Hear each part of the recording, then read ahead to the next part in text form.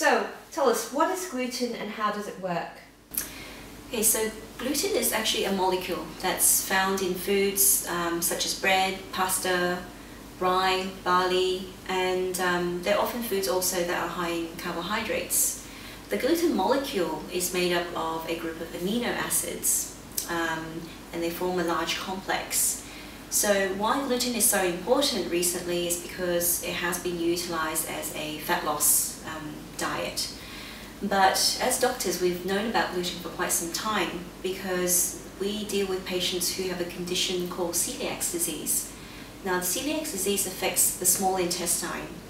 It affects the ability of patients to absorb nutrients, and it can also cause complications because they can't absorb nutrients.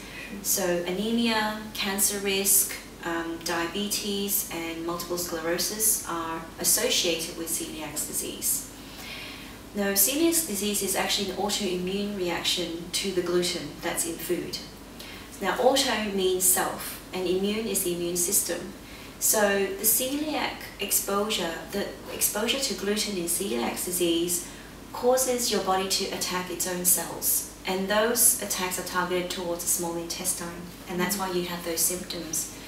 So in patients who have celiac disease, they have to avoid gluten because of health reasons, because they do cause serious complications. And we diagnose celiac disease with blood tests and or tissue biopsy.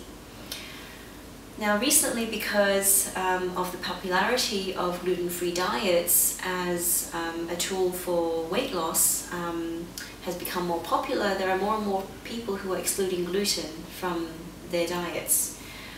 There are certain types of people who are sensitive to gluten but don't have celiac disease. Now in these people, they may experience symptoms of fatigue, brain fog, bloating, and this may be one of the reasons why they choose to exclude gluten. So whether you have celiac disease or whether you don't have celiac disease, that's important to exclude. So I strongly suggest that if you are thinking that potentially your symptoms may be due to celiacs, go and see a doctor and have those tests done. But if for reasons of just wanting to lose body fat, excluding gluten is not necessarily the best approach. You really have to understand how gluten really is affecting your digestion or your gut or your general health.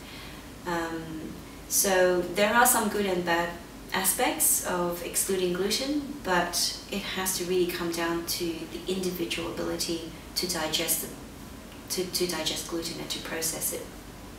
Great, fantastic.